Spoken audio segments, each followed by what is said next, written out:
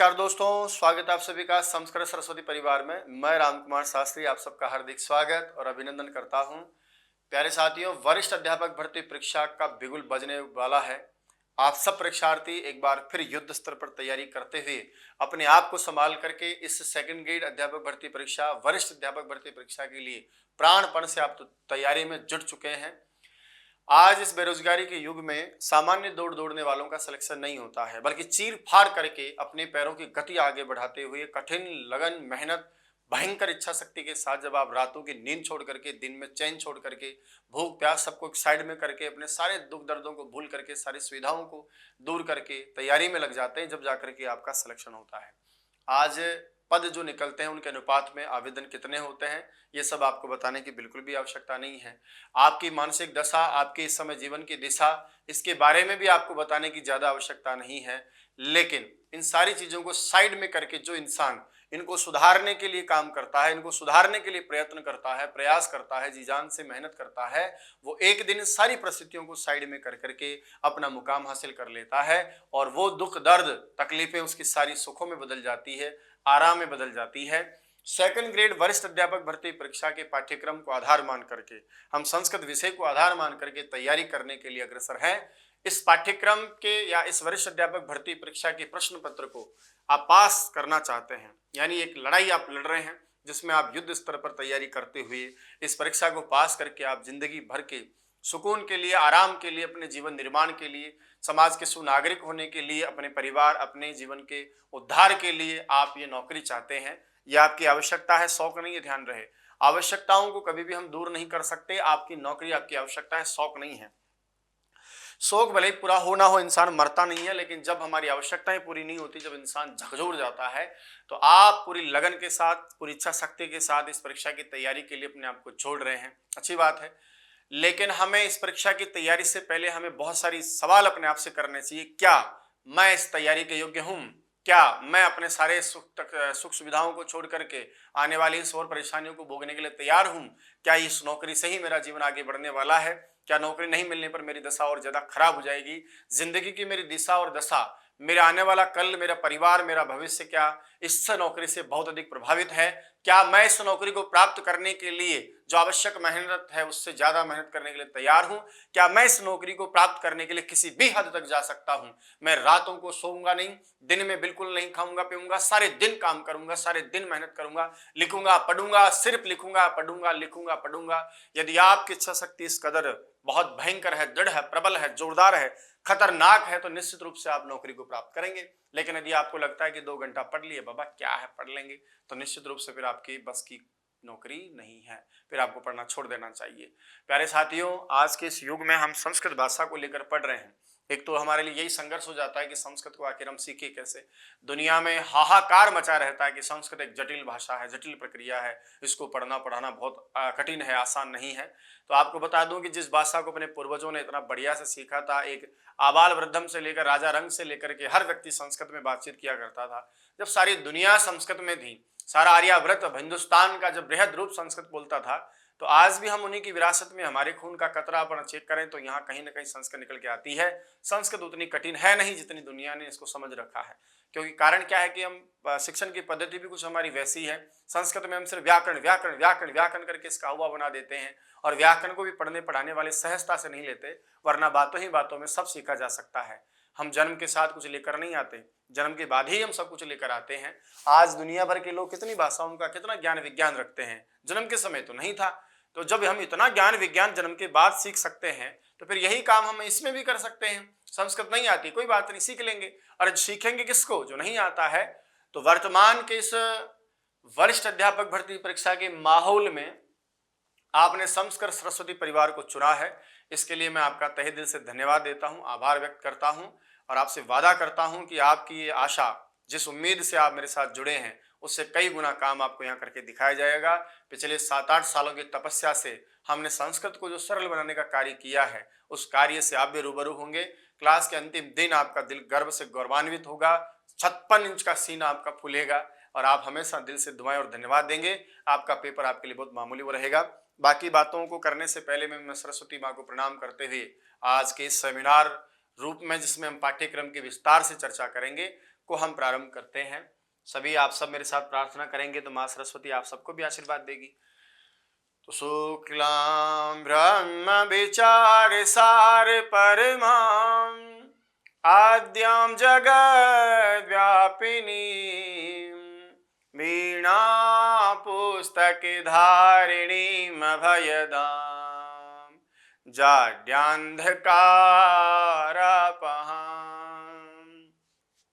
हस्ते स्फाटिकमालिकां विदधतीं पद्मासने संस्थितां वन्दे तां परमेश्वरीं भगवतीं बुद्धिप्रदां शारदां बुद्धिप्रदां शारदां बुद्धिप्रदां शारदां। किसी भी कार्य को प्रारंभ करने से पहले हम मंगलाचरण करते हैं। हम सरस्वती के पुत्र हैं, इसलिए माँ सरस्वती को हम याद किए हैं। गणेश जी को याद करेंगे, लेकिन गणेश जी भी जिनके पुत्र हैं उनको हम जरूर याद करेंगे भगवान शिव के समर्पित 2 शब्दों के माध्यम से, ताकि आपको ऊर्जा दे, क्लास के अंत तक आपको बुद्धिमान दे, सद्बुद्धि दे। जो हम पढ़े वो सब हमारे काम आए, हमारी परीक्षा में मिले और हमारा परीक्षा का प्रश्न पत्र बहुत मामूली हमको लगे। इसके लिए भी प्रार्थना करूंगा भगवान शिव से। सानंद मानंदवने वसंतम आनंदकंदम हत पाप वृंदम वाराणसीनाथमनाथ नाथम श्री विश्वनाथम शरणं प्रपद्ये श्री विश्वनाथम शरणं प्रपद्ये। वक्रतुंड महाकाय सूर्यकोटि समप्रभः निर्विघ्नं कुरु मे देव सर्वकार्येषु सर्वदा। ओम गणेशाय नमः, श्री सरस्वती नमः, ओम नमः शिवाय, ओम श्री रामचंद्राय नमः। सभी को नमस्कार प्रणाम। हम वरिष्ठ अध्यापक भर्ती परीक्षा की तैयारी के लिए जुटे हैं। आपने इस परिवार को चुना है, संस्कृत सरस्वती पर विश्वास किया, रामकुमार सरस्वती पर, रामकुमार शास्त्री पर भरोसा किया है। इसके लिए मैं आप सभी का बहुत बहुत धन्यवाद देता हूं और आपसे वादा करता हूं कि हमारे इस क्लास का जो भी रहेगा 300 साढ़े 300 घंटे का जो हमारा तारतम्यता बनी रहेगी, आपका और मेरा साथ बना रहेगा। आपके जीवन में मेरे व्यवहार से, मेरे चरित्र से, वाणी से एक बहुत बड़ा क्रांतिकारी परिवर्तन मैं कोशिश करूंगा आपके जीवन में आए। आपकी जिंदगी में पढ़ना पढ़ाना सब चलता रहेगा, लेकिन आपकी जिंदगी में सीखने सिखाने का भी एक माहौल होना चाहिए। इन सारे प्रयासों के साथ में हम इस बार वरिष्ठ अध्यापक भर्ती परीक्षा में हम केवल सिलेक्शन के लिए नहीं पढ़ेंगे, ध्यान रहे, हम टॉप रैंक के लिए पढ़ेंगे। हमारा संकल्प यह होना चाहिए कि सर मैं कॉम्प्रोमाइज नहीं करूंगा, मैं 300 नंबर का पेपर होगा सर संस्कृत का, उसमें कॉम्प्रोमाइज नहीं करना चाहता। मुझे तो साढ़े 300 के 300 अंक ही चाहिए सर, मुझे टॉप रैंक चाहिए, रिकॉर्ड चाहिए सर। अब से पहले जिन्होंने टॉप किया उनसे भी ज्यादा अंक मुझे चाहिए। मैं बस की उस सवारी की तरह नहीं लटकना चाहता जो पीछे लटकी रहती है और उबड़ खाबड़ खड्डों में कहीं न कहीं गिर जाती है, अटक जाती है, रह जाती है। वो स्वाद मुझे नहीं चाहिए। आपका संकल्प होना चाहिए कि सर आप मेहनत करें, हम आपके साथ डबल मेहनत करते हैं और एक दिन धमाल करेंगे। दुनिया जानेगी जब सिलेक्शन होगा तो चर्चाएं होंगी। आरएस का रिजल्ट आया अभी और आईएएस के इनके रिजल्ट आते रहते हैं। दुनिया क्यों फर्स्ट रैंकर की बातें करते हैं? हर तरफ चारों तरफ हाहाकार मच जाता है, मेरा विद्यार्थी, मेरी बहन, मेरा भाई, मेरा चाचा, मेरा पापा।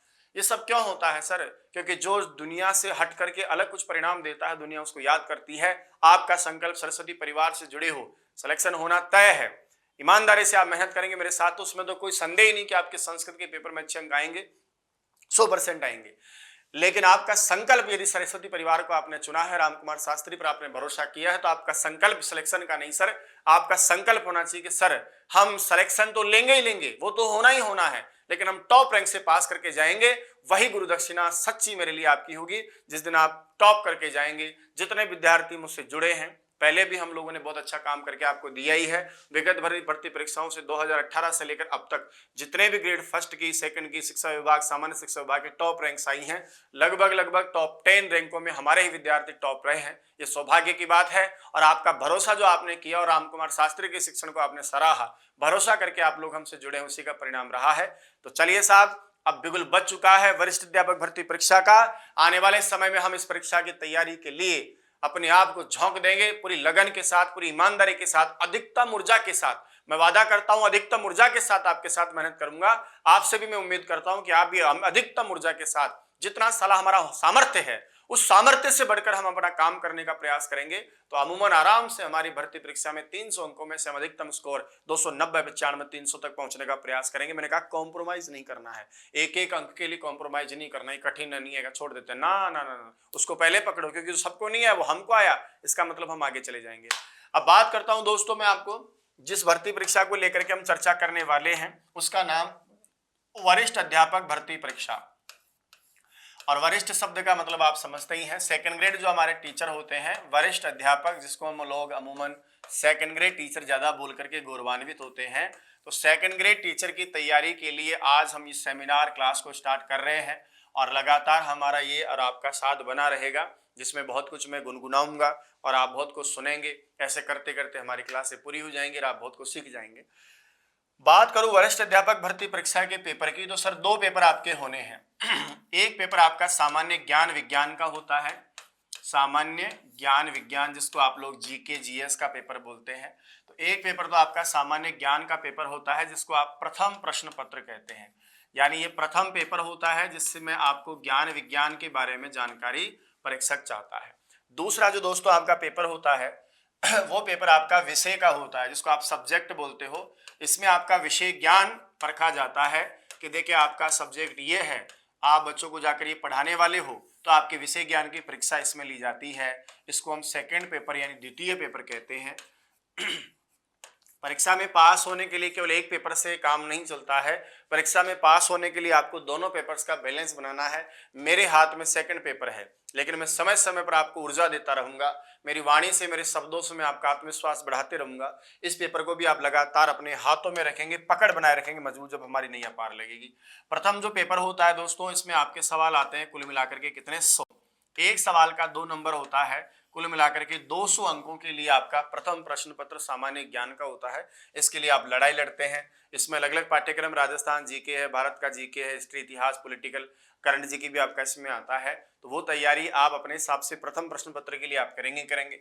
जो आपका विषय होता है इसमें भी आपका, चाहे तो हम ये भी बांट सकते हैं कि जो 80 प्रश्न है वो तो आपके जीके के आते हैं, प्लस आपका 20 प्रश्न मनोविज्ञान का आता है। इस प्रकार से इसमें 160 प्लस 40 ये रेशो आपका रहता है ना। मनोविज्ञान वाला जो पार्ट होता है आपका वो इसी में आता है प्रथम प्रश्न पत्र में, जबकि फर्स्ट ग्रेड में मनोविज्ञान का पार्ट किस में आता था आपका, तो मनोविज्ञान के यहाँ 20 सवाल आते हैं, 20/40 आप समझ गए होंगे, ये आपका रेशो रहता है। तो 80 प्रश्न अलग से हैं आपके, 20 प्रश्न मनोविज्ञान के हैं। कुल मिलाकर सामान्य ज्ञान का जो पेपर होता है वो आपका 100/100 200 हो गया आपका, है ना। माइनस मार्किंग सब आप समझते ही हैं, 3/1 प्रश्न आपका कटता है। मेरे पास जो आपका विषय है, मेरे पास जो आपका है सब्जेक्ट, वो है विषय ज्ञान में द्वितीय पेपर। और द्वितीय पेपर की स्थिति में हम सब समझ रहे हैं कि हमारा जो द्वितीय पेपर है वो आप सबको पता है कि हम जिस विषय को आधार मान करके सेकंड ग्रेड भर्ती परीक्षा का सपना देख रहे हैं, वो पेपर हमारा कौन सा है, संस्कृत का पेपर है। संस्कृत विषय को आधार मान करके हमारे ज्ञान और अभिव्यक्ति की परीक्षा होनी है। अब इस द्वितीय वाले पेपर के भागों में अभी हम चर्चा करेंगे, आगे पढ़ेंगे। इसके कुल मिलाकर सर आपके प्रश्न आने हैं 150।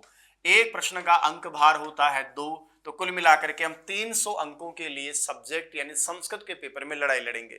इसका विभाजन आप करना चाहें तो 130 प्रश्न आपके व्याकरण साहित्य के हैं, 20 प्रश्न आपके शिक्षण की विधियों के हैं। इस प्रकार 260 सवाल आपके ये हो गए, 40 अंक शिक्षण विधियों के होते हैं। तो इस प्रकार 300 अंकों के लिए विषय ज्ञान का जो आपका पेपर है उसमें 150 कितने अंकों का, 300 अंकों का पेपर है। कुल मिलाकर के दोनों ही पेपर को आप जोड़ देते हैं तो टोटल मिलाकर के आपको 250 सवाल मिलते हैं, जो पेपर आपका 500 अंकों का होना है। अब सर 500 में से आपकी लड़ाई रहती है 422 तक, 400, 450 ऐसे। आजकल तो आप सबको पता है कि धीरे धीरे जैसे जैसे आप पढ़ते जा रहे हैं ना, जैसे जैसे आप सीखते जा रहे हैं ना, परीक्षा लेने वाले भी आपसे हमसे बड़े हैं, वो और कुआं खोदते जाते हैं। जिस गहराई में हम उतरते हैं उससे ज्यादा गहराई में वो उतर जाता है।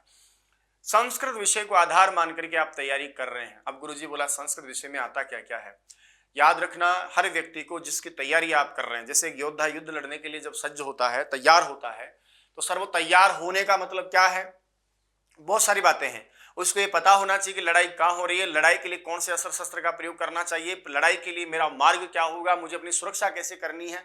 अरे लड़ेगा तभी ना जब सुरक्षा करेगा। और अपने आप को आगे भी कैसे बढ़ाना है, दूसरों को मारना है, खुद को बचाना है, दूसरे यानी शत्रु की रणनीति क्या है, वो शत्रु किस प्रकार के दाव पेच जानता है, उसका कितना ज्यादा जो है हथियार में वो संबल है, समृद्ध है।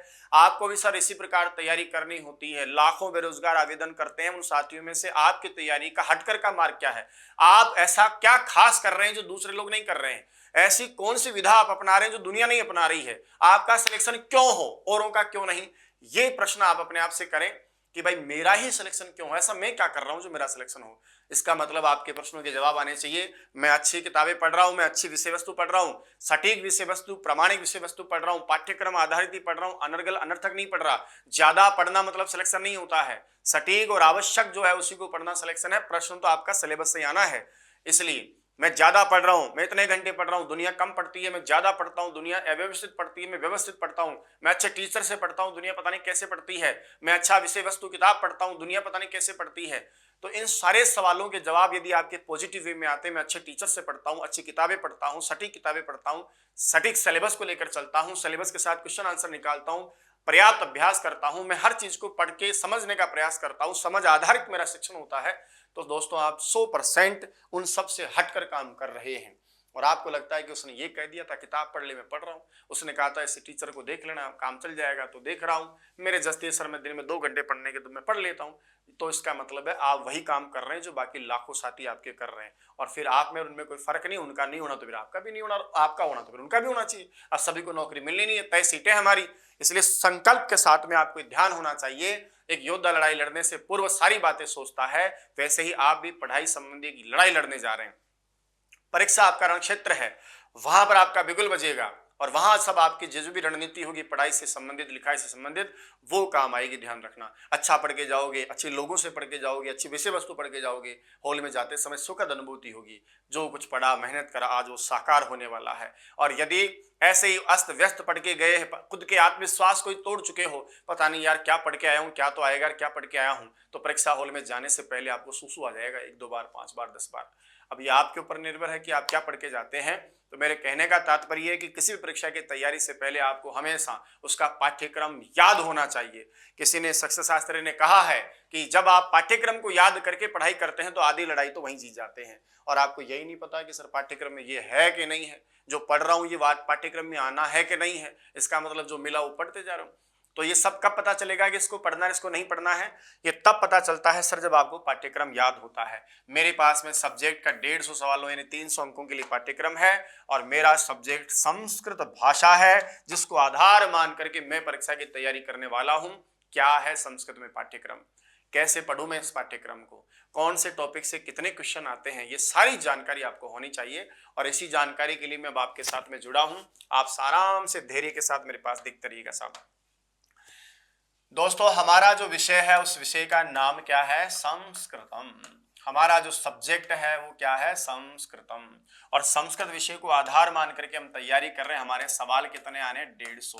एक सवाल का अंक है 2। कुल मिलाकर के हम लड़ाई कितने अंकों की लड़ रहे हैं, 300 अंकों की लड़ाई। मैं तो कतई नहीं बोलूंगा आपसे कि सर 290 नंबर लाने ही लाने, ना ना ना, 299, ना ना ना ना। मैं तो एक ही बात बोलूंगा आर से पार कि हमको 300 में से 300 ही लाने हैं। पिछली भर्ती परीक्षा में याद है सर मुझे 298 नंबर लोगों के आए थे, एक सवाल केवल गलत हुआ था किसी लोगों का, भाइयों का। तो आप लोग वो कर सकते हैं तो फिर आप क्यों नहीं कर सकते हैं। अब इस संस्कृत के पाठ्यक्रम को यदि हम थोड़ा दृष्टिपात करें, ढंग से हम इसका विस्तार करें, इसको देखना चाहें कि इसका मामला क्या है, तो सर इसको अलग अलग प्रकार से बांटने का प्रयास किया गया है। सबसे पहला प्रयास किया है कि आपका जो भी सेकंड ग्रेड भर्ती परीक्षा में पूछा जाएगा वो एक तो माध्यमिक और उच्च माध्यमिक स्तर का होगा। माध्यमिक उच्च माध्यमिक समझ रहे होंगे आप, 10वीं और 12वीं के स्टैंडर्ड का कुछ आपका पाठ्यक्रम का हिस्सा है। माध्यमिक और उच्च माध्यमिक का मतलब 10th क्लास और 12th क्लास के स्टैंडर्ड का कुछ विशेष सामग्री आपके पाठ्यक्रम में जोड़ी गई है। इसके अलावा आगे जाकर आपके पाठ्यक्रम में स्नातक स्तर की यानी बीए ग्रेजुएशन स्तर की, बैचलर आर्ट्स और बैचलर यानी स्नातक स्तर का भी आपके पाठ्यक्रम में कुछ जोड़ा गया है। तो 2 प्रकार के स्तर आपके मिलेंगे यहाँ, एक स्नातक स्तर आपको मिलेगा और दूसरा आपको माध्यमिक और उच्च माध्यमिक स्तर आपको मिलेगा। अब इस माध्यमिक और उच्च माध्यमिक में स्नातक और स्नातक वाले सिलेबस में, और इसके अलावा शिक्षण विधियां हैं आपकी अलग से, उनको हम पढ़ेंगे अभी आगे। इन दोनों में आपको तैयारी कैसे करनी है, तो सर माध्यमिक और उच्च माध्यमिक का जो आपका सिलेबस है उस सिलेबस को भी आगे जाकर के इस प्रकार से दो भागों में हमको समझना पड़ेगा। पहला भाग तो मेरा वो है सर जिसमें मुझसे ग्रामर के सवाल करेगा। आप सबको बताया कि भाषा का प्राण तत्व क्या है सर, व्याकरण है। व्याकरण को समझे बिना किसी भी विषय में आपका प्रवेश करना संभव ही नहीं है। के अलावा बाकी का जो आपका पोर्शन रहेगा वो साहित्य का पोर्शन रहेगा। तो पहले हम व्याकरण की चर्चा करते हैं कि व्याकरण के पाठ्यक्रम में आपको क्या क्या पढ़ने की अपेक्षा रखते हैं, और दूसरी बात उनमें से कितने प्रश्न हर टॉपिक से आते हैं, कौन सा टॉपिक महत्वपूर्ण है जहां पर आपको जी जान से आपको लगन के साथ में पढ़ाई करनी पड़ेगी, और कौन सा टॉपिक ऐसा है जहां से थोड़ा कम प्रश्न आते हैं। यदि व्याकरण के क्लास की मैं बात करूं तो सबसे पहला टॉपिक आपका आता है संज्ञा प्रकरण का, जिसको हम वर्ण विचार के समान कह सकते हैं। तो सबसे पहले आप संज्ञा प्रकरण के बारे में चर्चा करेंगे। संज्ञा प्रकरण में सवाल कैसे आते हैं सर, ससूत्र सवाल आएंगे। ससूत्र का मतलब यहाँ सूत्रों के साथ आपसे सवाल पूछे जाएंगे। बताइए ये संधि कर, ये संज्ञा करने वाला सूत्र कौन सा है, इत का सूत्र बताइए कौन सा है ना। इसके साथ साथ ही आपसे कुछ छोटी छोटी बातें एक्स्ट्रा और आपसे करेगा, जैसे प्रयत्नों के बारे में सवाल करेगा, आपको उच्चारण स्थानों के बारे में सवाल करेगा, माहेश्वर सूत्र के बारे में पूछेगा, पाणिनि शिक्षा की वर्णमाला के बारे में पूछेगा। ये सारे सवाल ससूत्र आते हैं, इसलिए यहाँ पर आपको सूत्रों के साथ आगे बढ़ना होता है। इत संज्ञा का सूत्र क्या है, संयोग संज्ञा का सूत्र क्या है, संगीता संज्ञा का सूत्र क्या है, अदर्शनम लोभ लोभ संज्ञा का सूत्र क्या है, वो सब आपको। इसके अलावा भी बहुत सारी संज्ञाएं पढ़नी है जो आपके प्रत्यय में आती है। तरत तपबौघ है, अक्त अक्तुतु निष्ठा है ना, सत्री सानस का जो आप करते हो तौसत। तो ऐसे कई सारी समास में आती है। प्रथमा निर्दिष्टम समास उपसर्जन उपसर्जन संज्ञा आती है, कहीं अविभाव संज्ञा आती है, कहीं तत्पुरुष संज्ञा आती है। तो वो सब आपको यहाँ पढ़ना होता है। इसके बाद में दूसरा, जैसे ही संज्ञा प्रकरण आपका खत्म हो जाएगा उसके बाद में हम वर्ण मेलन का कार्य करेंगे, जिसको हम क्या बोलते हैं, संधि। संधि के प्रश्न होते हैं। समस्त पद में आपको कहेगा कि बताइए इसमें संधि का नाम क्या है, परोपकार में संधि का नाम बताइए, संधि का विच्छेद करिए, विच्छेद है तो संधि पद बताइए। और ये काम भी सर आपका ससूत्र ही है, क्योंकि आपके पाठ्यक्रम में सूत्र दिए गए हैं। इसलिए कई बार आपको पूर्व रूप और पर रूप आदि सूत्रों की वृत्तियों को आधार बनाकर कितने ही बार प्रश्न कर चुका है, कितनी दफा आपसे परीक्षाओं में प्रश्न कर चुका है कि बताइए इसमें आपका कौन सा सूत्र संधि का कार्य करता है, इस संधि सूत्र का अर्थ क्या है, या ये अर्थ वाला सूत्र आपका कौन सा है। संधि के बाद में हम आगे बढ़ेंगे। अगला आता है शब्दों का संयोजन का काम, जिसका नाम होता है समास। तो सर संज्ञा पढ़ेंगे हम, प्रकरण संधि पढ़ेंगे, समास पढ़ेंगे। समास के बाद में हम पढ़ेंगे प्रत्यय की चर्चा करने के लिए प्रत्यय पढ़ेंगे। प्रत्यय के बाद में आप उपसर्ग पढ़ेंगे। उपसर्गों के बाद में आप अव्यय पढ़ेंगे। उपसर्ग आपके फर्स्ट ग्रेड में नहीं होते, अव्यय वगैरह सब आपके फर्स्ट ग्रेड में भी होते हैं। उसके बाद में आप पढ़ेंगे सर आपके शब्द रूप और धातु रूप और अशुद्धि संशोधन। अब यहाँ भी वही समास के बाद प्रत्यय में भी सवाल वही आएगा। एक शब्द आपको दे देगा, कहेगा इसका जो है प्रकृति प्रत्यय यानी अलग अलग विभाजन करे, धातु वगैरह शब्द वगैरह अलग करें, प्रत्यय अलग करें। या फिर प्रश्न हो जाएगा कि ये प्रत्यय लगाकर बनाइए, क्या शब्द बनेगा। या फिर आपका प्रश्न हो सकता है दिए गए शब्द में प्रत्यय का नाम बताइए क्या है। उपसर्ग भी आपको इसी तरह पूछेगा। उपसर्ग के प्रश्नों में आपके प्रश्न आते हैं, बताइए इसमें उपसर्ग कौन सा है, इस शब्द में उपसर्ग कौन सा है, इस धातु के साथ में ये उपसर्ग जोड़ने पर ये जो शब्द बनेगा इसका अर्थ क्या है। ये एक सबसे डेंजरस जोन वाला है। दुनिया प्रत्यय और उपसर्ग को बहुत आसान समझती है, लेकिन सच बात तो यह है गुरु, ये दोनों बिल्कुल भी आसान नहीं है। आपकी परीक्षाओं में कई दफा ऐसे बहुत महत्वपूर्ण प्रयोग किए गए हैं जहां सेंटेंस देकर के उपसर्गों में आने वाले शब्दों का अर्थ पूछा गया। अत्याचरति में अत्याचार करता है या अत्यधिक विपरीत व्यवहार करता है, ऐसे बहुत सारे शब्दों को सर आपकी परीक्षाओं में डाला है। मैं उन पागल लोगों को बावड़ा बुद्धू समझता हूँ, भोड़ा समझता हूँ, जो ये मानते हैं कि सर उपसर्ग में क्या है, अव्यय में क्या है, कुछ भी नहीं है। तो ये आपकी गलतफहमी है सर। ये दोनों ही टॉपिक जो आपके हैं ना, कौन कौन से, एक आपका जो है अव्यय का टॉपिक और एक आपका जो ये उपसर्ग का टॉपिक है, ये दोनों ही बहुत डेंजरस जोन में है। इनकी मैं तो कहता हूँ विशेष तैयारी अलंकार के समान आपको करनी चाहिए। इसके बाद में अव्यय का भी यही तरीका होता है प्रश्न पूछने का। वाक्य में कह देगा कौन सा शब्द अव्यय है, छांटिए। कह देगा वाक्य में आने वाले अव्यय का पद का अर्थ बताइए क्या है। समस्या क्या आती है सर, अव्ययों के अर्थ कई बार बदलते जाते हैं। अंतरा का प्रयोग आपने बीच में पढ़ा है कारक में, लेकिन उसी अंतरा का प्रयोग कई बार बिना भी हो जाता है। प्रयोजनम अंतरा चाणक्य स्वप्ने न स्मरति, कितने सारे अर्थ होते हैं। खल्लू के तो आप सर कितने अर्थ कर लो, 10 15 20 अर्थ हो जाते हैं। तो नीचे का भी कई बार अलग अलग अर्थ हो जाते हैं। इसके बाद में हम बात करेंगे आगे कि हमारा जो आता है वो शब्द रूप और धातु रूप है, यहाँ ले लेता हूं मैं। इसके अलावा हम शब्द रूप और धातु रूप की चर्चा करेंगे कि शब्द रूपों में आपके कई सारे शब्द दे देते हैं। राम शब्द, लता शब्द, हरि शब्द, उनके शब्द रूप आपको पूछता है। कौन सी विभक्ति कौन से वचन में क्या रूप बनेगा। इसी प्रकार से पद बनाने की प्रक्रिया में धातुओं के भी रूप आपसे पूछेगा। कुछ परस्मैपदी धातुओं के रूप आपसे पूछेगा, कुछ आत्मनेपदी धातुओं के रूप आपसे पूछेगा, कुछ उभयपदी धातुओं के रूप आपको दिए हुए हैं। 5 लकारों में आपको इसका प्रयोग पूछता है कि लट लकार में क्या बनेगा, लूट में, लंग लकार में, लिट लकार में, ऐसे विधिलिंग लकार में क्या बनेगा। इसके बाद दोस्तों आपका आता है एक विशेष टॉपिक जिसका नाम है आपका अनुवाद। और अनुवाद के साथ साथ ही आपका एक टॉपिक ये भी जोड़ा गया, इसका नाम है अशुद्धि संशोधन। इसको यहाँ दोनों को एक साथ ही जोड़ने का काम किया गया है, यानी अशुद्धि संशोधन और साथ में अनुवाद, इन दोनों ही टॉपिक्स को यहाँ एक साथ जोड़ा गया है ताकि आप लोग इसको बखूबी एक साथ समझने का और पढ़ने का प्रयास करें। व्याकरण के बाद में दूसरा जो आपका पोर्शन है, मैंने अभी आपसे कहा ही था कि व्याकरण के अलावा शिक्षण विधि, इसमें साहित्य से भी आपके प्रश्न बनते हैं।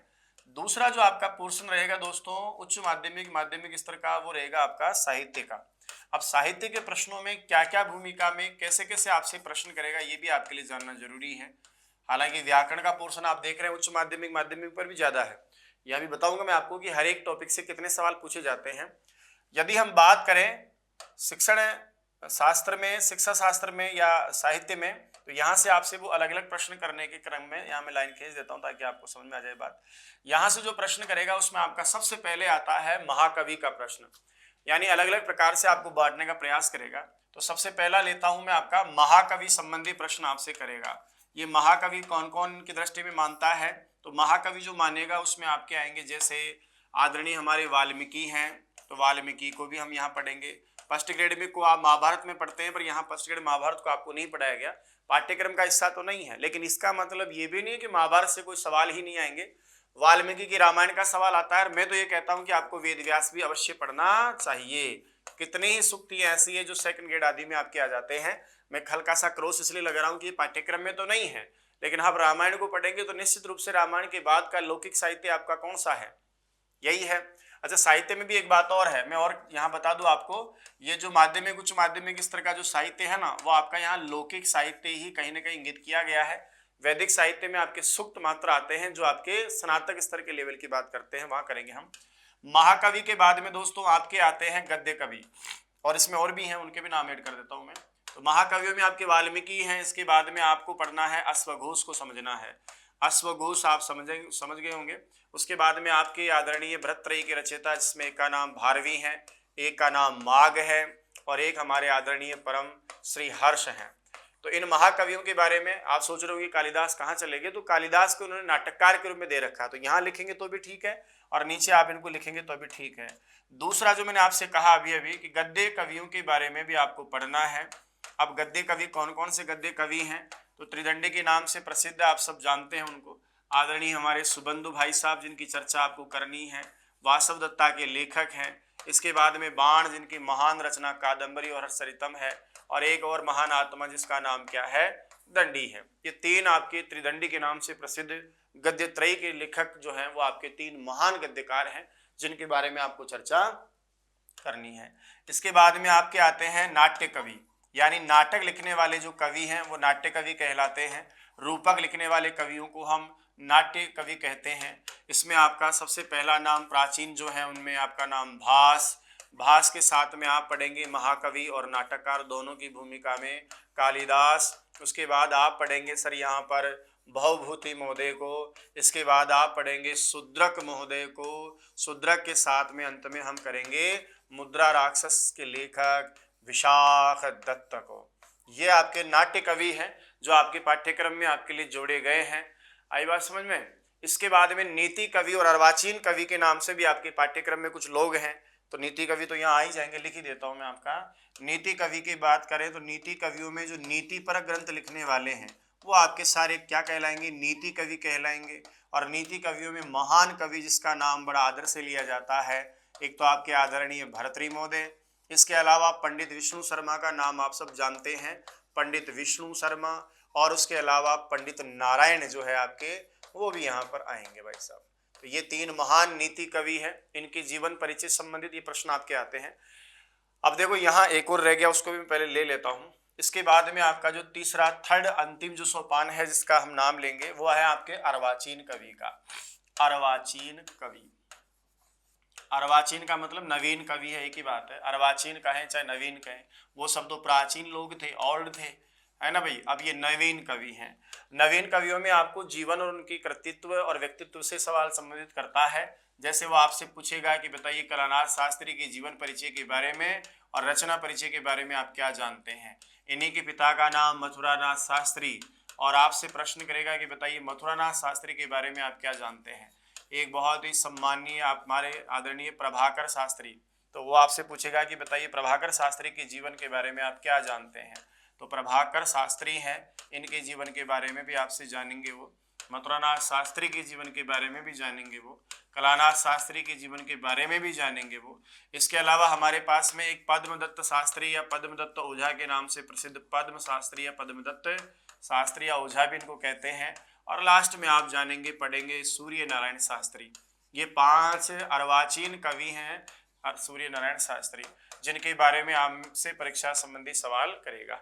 अब ये जो प्रश्न मैंने आपके लिए लिखे हैं कि साहब ये सब क्या है, तो यहाँ जो आपका प्रश्न बनता है ना वो यूं बनेगा कि महाकवियों में वाल्मीकि के जीवन के बारे में, अश्वघोष, भारवी, माघ और श्रीहर्ष के बारे में बताइए।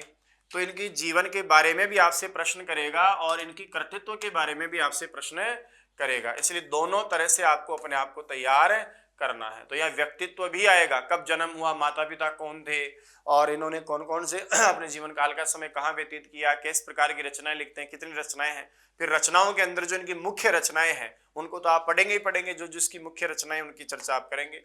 ऐसे अर्वाचीन कवियों के बारे में भी आपसे सवाल करेगा कि बताइए कौन से अर्वाचीन कवि का जीवन परिचय, कहाँ के रहने वाले हैं।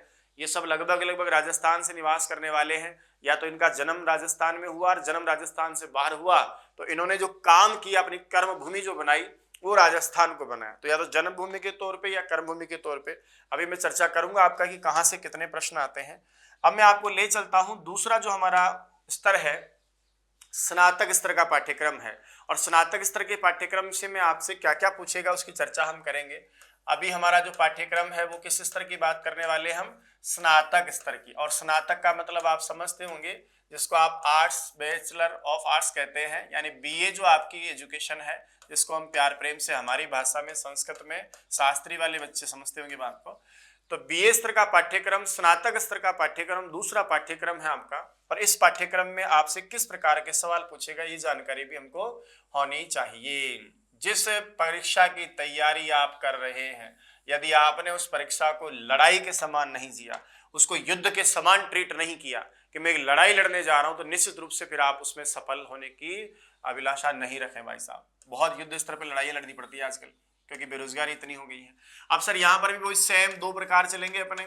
एक अब पार्ट्स करेंगे, इसका नाम होगा व्याकरण, यानी व्याकरण संबंधी कुछ प्रश्न आपसे पूछेगा। और बाकी के दूसरा जो हमारा पार्ट्स होगा उसका नाम वही आपका साहित्य वाला पार्ट्स होगा, तो साहित्य संबंधी प्रश्न पूछेगा। पहले वाले पार्ट में भी संख्यात्मक रूप से आप देखेंगे दोनों बराबर थे, व्याकरण भी उतना ही और साहित्य भी उतना ही। कई बार क्या होते हैं कि हम लोग जो शिक्षक हैं वो कह देते हैं कि बाबा साहित्य को तो क्या ऐसे पढ़ लिया करो, ऐसे काम चल जाता है। पर मैं ये मानता हूं सर कि जब आप इतना कीमती समय दे रहे हैं, बेरोजगारी के इस दंश में एक एक प्रश्न अपना कीमती है, जब भरोसा करके आप अध्यापक के साथ जुड़ रहे हैं तो फिर बाकी का काम आप खुद क्यों करें। जब अध्यापक मेहनत कर रहा है, वादा कर रहा है आपसे कि हम इतना पढ़ाएंगे, आपको ये पूरा पाठ्यक्रम करवाएंगे, पूरा तो पूरा ही होता है। केवल ग्रामर पढ़ाने मात्र से काम नहीं चलेगा, केवल साहित्य पढ़ाने मात्र से भी काम नहीं चलेगा, पूरा मतलब पूरा ही होता है। अब आइए साहब, इस व्याकरण के पाठ्यक्रम में और इस साहित्य के पाठ्यक्रम में आप किस किस का अध्ययन यहाँ करेंगे, एक बार इसकी चर्चा हम करते हैं। सबसे बड़ी बात, जो सबसे मोटा है, प्राण है हमारे संस्कृत व्याकरण का, जिसका नाम क्या है, कारक। व्याकरण के पाठ्यक्रम में, शास्त्रीय स्तर के पाठ्यक्रम में आपको कारक प्रकरण दिया हुआ है। और इसको केवल आप ऐसे ही नहीं पढ़ेंगे बल्कि सूत्र के साथ में पढ़ेंगे, यानी सूत्र सहित आपको अध्ययन करना पड़ेगा। यहां से पूछा जाने वाला सवाल, यहाँ किस सूत्र के कारण विभक्ति हुई है, किस सूत्र से अपादान संज्ञा हुई है, यहाँ खालिस्तान करके सूत्र को पूरा करें। ऐसा कोई भी प्रश्न जो कारक सूत्रों से संबंध रखने वाला है, इस सूत्र का कौन सा उदाहरण है, इस उदाहरण में कौन सा सूत्र काम करता है, वृत्ति लिख देगा, ये नंगेन विकृतेन तत्र तृतीया स्यात् किम इदम सूत्रम, कौन सा सूत्र ऐसी बात कहता है। तो सूत्रों के साथ कारक के जो भी आपको अध्ययन करना, सारे सूत्र आपके पाठ्यक्रम में दिए गए हैं। तो यहाँ स्नातक लेवल का कारक प्रकरण ये याद रहे, यह है लघु सिद्धांत कौमुदी के बेस पे। सिद्धांत कौमुदी से आपका कुछ भी नहीं आएगा, ध्यान रहे। पूरी ग्रामर सेकंड ग्रेड की आपकी लघु सिद्धांत कौमुदी आधार है, जबकि फर्स्ट ग्रेड में सिद्धांत कौमुदी से व्याकरण में कारक प्रकरण पढ़ा जाता है। तो यहाँ तो आप लघु सिद्धांत कौमुदी की नाम आपने सुना है, तो वो लघु सिद्धांत कौमुदी जो रचना है उस लघु सिद्धांत कौमुदी को ही आधार मान करके आप इसकी तैयारी करेंगे। जबकि फर्स्ट ग्रेड में आप लघु सिद्धांत के आधार पर नहीं पढ़ते थे, बल्कि आप वहां सिद्धांत कौमुदी के आधार पर पढ़ते थे। अब आ जाओ भाई साहब, साहित्य की बात करता हूं। यहाँ साहित्य की दुनिया में थोड़ा सा मामला बढ़ा चढ़ा के दिया हुआ है, तो मैं थोड़ा अलग अलग बांट के आपको पढ़ाने का प्रयास करता हूँ। यदि हम साहित्य की बात करें तो इस बार इस तरह से हम पढ़ने का प्रयास करते हैं कि साहित्य के पाठ्यक्रम को थोड़ा सा इन्होंने विस्तार रूप दिया है। विस्तार से मेरा मतलब है, जैसे सबसे पहले आप यहाँ छंदों की चर्चा करेंगे, यानी आपको छंद भी पढ़ने हैं। छंद के वही प्रश्न है कि श्लोक आपको दे देगा, कहेगा इसमें छंद का नाम बताइए, या यो भी कह सकता है कि इस छंद का कौन सा उदाहरण इसमें आपको मिल रहा है, या भूमिका से छंद संबंधी किताबों के नाम, श्रुतबोध किसने लिखा, छंदो मंजरी किसने लिखा, सुब्रत तिलकम किसने लिखा, है ना, और इससे संबंधित प्रश्न इसमें आते हैं आपके। दूसरा जो आपका साहित्य में स्नातक बीए स्तर का टॉपिक होता है उसका नाम अलंकार है, यानी दिए गए श्लोक को आधार मान करके आपसे ये पूछेगा कि बताइए इसमें अलंकार का नाम क्या है, तब आपको जवाब देना होगा। कई बार अलंकार के लक्षण संबंधी खालिस्तान छोड़ देता है, लक्षण संबंधी अलग अलग परिभाषाएं पूछ लेता है, विश्वनाथ ने क्या बोला, मम्मट ने क्या बोला, इस प्रकार से लक्षण और उदाहरण को आधार मान करके आपसे यहाँ प्रश्न करता है। तीसरा जो आपका इसमें टॉपिक होता है सर, उसका नाम है सूक्त, और ये सूक्त कहीं ना कहीं किससे संबंधित होते हैं आप समझते हैं, ये सूक्त वेदों से संबंधित होते हैं, और जितने भी सूक्त आपके पाठ्यक्रम में है ये सारे के सारे सूक्त आपके ऋग्वेद से ही लिए गए हैं। अब बोला साहब इसमें कौन कौन से सूक्त हैं, देखो छंद और अलंकार तो इसलिए नहीं लिखा क्योंकि बहुत सारे हैं तो उनको लिखने की जरूरत नहीं है, लेकिन यह सूक्तों में आपके जो विशेष चर्चा आप जिसकी करेंगे उसमें आप एक इंद्र सूक्त आता है, एक आपके आदरणीय अग्नि सूक्त है जो सबसे पहले सूक्त है हमारा ऋग्वेद का सभी वेदों का, उसके बाद में एक आप पुरुष सूक्त पढ़ेंगे और एक आप जो पढ़ेंगे वो विष्णु सूक्त पढ़ेंगे। ठीक है, इन चार सूक्तों का अध्ययन आपको यहाँ करना है। सूक्त जो है आपका वैदिक साहित्य से संबंध रखने वाला है। इसके साथ साथ में सूक्त वाले टॉपिक में ही आपका मैं ऐड करके आगे बढ़ा रहा हूं, यानी इसी के साथ आपको पढ़ना है, जिसमें किताब का नाम है गीता। आप समझ गए होंगे, गीता का दूसरा अध्याय जिसका अध्ययन आपको करना है, और इसके साथ में ही एक आपको किताब पढ़नी है जिसका नाम है ईशोपनिषद। क्या नाम है उसका, ईशावास्य उपनिषद भी बोलते हैं आप लोग, और इसको ईशोपनिषद भी बोलते हैं। तो इसके जितने भी 18 17 मंत्र उनका अध्ययन आपको करना है, और गीता का केवल सेकंड अध्याय ही आपको पढ़ना है, संपूर्ण गीता नहीं पढ़ाई जाती। सेकंड ग्रेड में भी आप सेकंड अध्याय पढ़ते हैं, यहाँ पर भी आप दूसरा अध्याय पढ़ते हैं। लास्ट में दोस्तों आपका एक टॉपिक बचता है जिसका नाम है भारतीय संस्कृति। क्या नाम है इसका, भारतीय संस्कृति। हमारी भारतीय संस्कृति और भारतीय संस्कृति को दर्शाने वाले कुछ ऐसे ग्रंथों का अध्ययन आपको करना है जिसका नाम है भारतीय संस्कृति। सेकंड ग्रेड के पाठ्यक्रम में से आपने देखा पहले मनुस्मृति भी आती थी, लेकिन मनुस्मृति को हटा दिया क्योंकि उसमें थोड़ा सा जाति पाति के बारे में कुछ वर्णन किया गया है जो आजकल इस समाज में हम स्वीकार नहीं करते। हम किसी भी प्रकार के भेदभाव को स्वीकार नहीं करते, इसलिए उस टॉपिक को आपका हटा दिया गया है। अब यहाँ चर्चा करेंगे साहब भारतीय संस्कृति में आप क्या क्या पढ़ेंगे, तो देखो आपकी वर्ण व्यवस्था आप पढ़ेंगे। वर्ण व्यवस्था समझ गए, आपके 4 प्रकार के वर्ण है, ब्राह्मण क्षत्रिय वैश्य शूद्र। वर्ण व्यवस्था के अलावा आप आश्रम व्यवस्था की बात करेंगे, ये आश्रम भी कितने होते हैं आपके 4। तो वर्ण व्यवस्था पढ़ेंगे सर 4 वर्णों के बारे में, 4 आश्रम के बारे में, ब्रह्मचर्य आश्रम, गृहस्थाश्रम, वानप्रस्थ और संन्यास आश्रम की चर्चा आप करेंगे। उसके अलावा आप पढ़ेंगे यहाँ पर 16 संस्कार, यानी संस्कार कितने होते हैं हमारे, 16 संस्कार की चर्चा आप करेंगे। ये संस्कार कितने हैं, 16।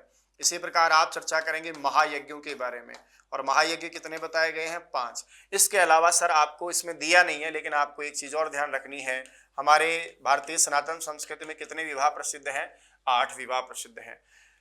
इनमें वर्ण क्या है, वर्णों के भेद क्या है, ब्राह्मण क्या होता है, क्षत्रिय क्या है, स्त्री के कर्म क्या है, इसी प्रकार से आश्रम में कौन से आश्रम में कौन सा काम करना चाहिए, कौन सा नहीं करना चाहिए, संस्कार में कौन सा संस्कार कब होता है, किस अवधि में होता है, किस समय होता है, ये सारी जानकारियां हमको यहाँ से किसी न किसी रूप में प्रश्न करता है। कौन सा विवाह श्रेष्ठ है, क्षत्रिय के लिए कौन सा विवाह अच्छा है, क्षत्रिय के लिए नहीं, असुर के लिए कौन सा विवाह श्रेष्ठ है, मानवों के लिए कौन सा श्रेष्ठ है, कौन से त्याज्य है, कौन से ग्राह्य है, कौन से प्रशंसनीय है, ऐसे सर्वविध। महायज्ञों में बोला साहब इस अतिथि यज्ञ का दूसरा नाम क्या है, अपना कुछ हिस्सा हिस्से का किसी को दूसरे को दान देना, ये क्या कहलाता है, किस प्रकार का यज्ञग्रस्त आदमी को करना ही चाहिए, ये सारी चीजें आपकी साहित्य के लेवल में स्नातक लेवल पर आती हैं। तो यहाँ पर आपका व्याकरण में कारक प्रकरण है और स्नातक स्तर का जो है उसमें आपका साहित्य में छंद, अलंकार, सूक्त और साथ में इसी के साथ पढ़ा भाई मैंने गीता और ईशोपनिषद और भारतीय संस्कृति वाला टॉपिक इसी के साथ आ जाता है। ठीक है, अब इसको मैं थोड़ा और आगे ले चलता हूं। थर्ड जो आपका मामला बचता है, ये तो आपका माध्यमिक, उच्च माध्यमिक और स्नातक स्तर का पाठ्यक्रम हुआ। अब जो आपका पाठ्यक्रम बचा है वो है आपके शिक्षण की विधियां, यानी शिक्षा शास्त्र के बारे में हम बात करते हैं। थर्ड जो आपका प्रोग्राम है वो आपका शिक्षा शास्त्र है, जिसको आप शिक्षण की विधियां कहते हैं। और शिक्षण विधि संबंधी प्रश्न जो पूछे जाएंगे वो भी मैं आपको निर्देश कर देता हूं, पहले भी हम चर्चा कर लें। आपके यहाँ सर 20 सवाल आने हैं, प्रति सवाल आपका 2 नंबर का होता है, इसलिए कुल मिलाकर के 40 सवाल, 40 अंक और प्रश्न कितने होंगे आपके 20 प्रश्न आएंगे। तो शिक्षण विधियों के पूरे पेपर में मिलाकर 150 में से 20 प्रश्न तो आपके किसके आएंगे, शिक्षण विधियों के आएंगे और 130 प्रश्न आपके उसके आएंगे। स्नातक स्तर के पाठ्यक्रम का भी यदि आप जानना चाहें तो सर यहाँ पर 40 सवाल आपके आने हैं और टोटल मिलाकर के कितने नंबर के सवाल हैं सर, वो 80 नंबर का मैटर आपका यहां से आएगा। ठीक है, अब वो कैसे कैसे आता है उसकी चर्चा तो भी हम करेंगे ही करेंगे। तो ये 80 नंबर आपके यहां से हुए और 40 नंबर यहां से हुए, 80 और 40 120 हो गए। उसके अलावा 120 के बाद में जो आपका मेन था उससे पहले हम चर्चा कर ली, जिसका नाम क्या है आपका माध्यमिक, उच्च माध्यमिक लेवल का, ये आपके आते हैं सर यहाँ से 90 सवाल आएंगे और ये टोटल मिलाकर 180 अंक का मामला ये होता है। ऐसा करके आपके फिर फाइनली 300 नंबर जो है प्योर तैयार हो जाते हैं भैया। चलिए अभी आगे बढ़ते हैं, कुछ चर्चा करेंगे, उसके बाद मैं बताऊंगा आपको कहां से कितने प्रश्न आते हैं। अब जो शिक्षण विधि का पाठ्यक्रम है आपका, उस शिक्षण विधि के पाठ्यक्रम में कैसे कैसे प्रश्न आपसे कहां से कौन कौन से विषय को आधार मानकर पूछे जाने हैं, इसकी भी चर्चा हम कर लेते हैं। सबसे पहली बात, शिक्षण विधि के पाठ्यक्रम को 4 हिस्सों में बांटा गया है। कितने हिस्सों में, 4 हिस्सों में। सबसे पहले आप पढ़ेंगे भाषा के कौशल, यानी भाषा के शिक्षण के जो उद्देश्य होते हैं, भाषा के जो अवयव हैं, आधार हैं, कारक हैं, तत्व है, उनकी चर्चा हम करते हैं। और ये कितने होते हैं भाई साहब, 4 कौशलों की चर्चा हम करते हैं, जिनमें क्रमशः आप सब पढ़े हैं, नाम जानते हैं।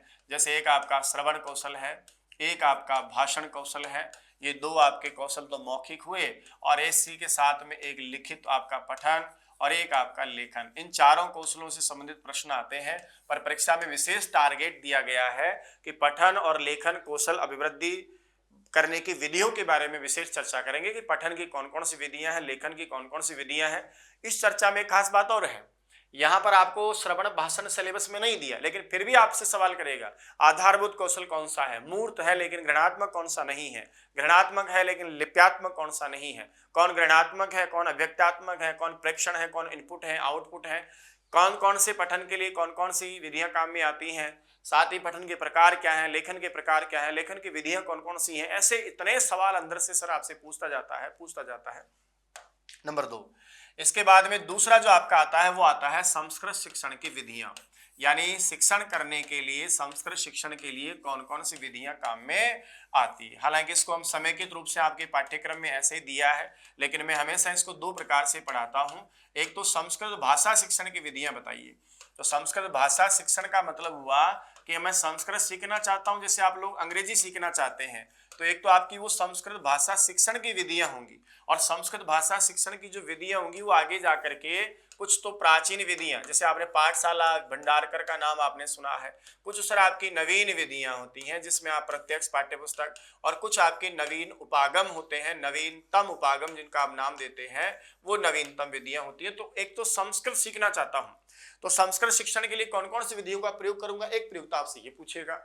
दूसरा जो आपका मेन इसमें देने का है टारगेट औचित्य, वो ये है सर कि संस्कृत में काम में आने वाले जैसे गद्य भाग है, तो गद्य की शिक्षण विधियां कौन कौन सी हैं, पद्य भाग श्लोक पढ़ते हैं तो उसकी विधियां कौन कौन सी हैं, व्याकरण भाग आपका होता है उसकी विधियां कौन कौन सी हैं, नाटक आपके होते हैं किताबों में उसकी कौन कौन सी हैं, और द्वितीय भाषा शिक्षण के लिए अनुवाद का सहारा लेना पड़ता है, तो अनुवाद शिक्षण की विधियां कौन कौन सी हैं।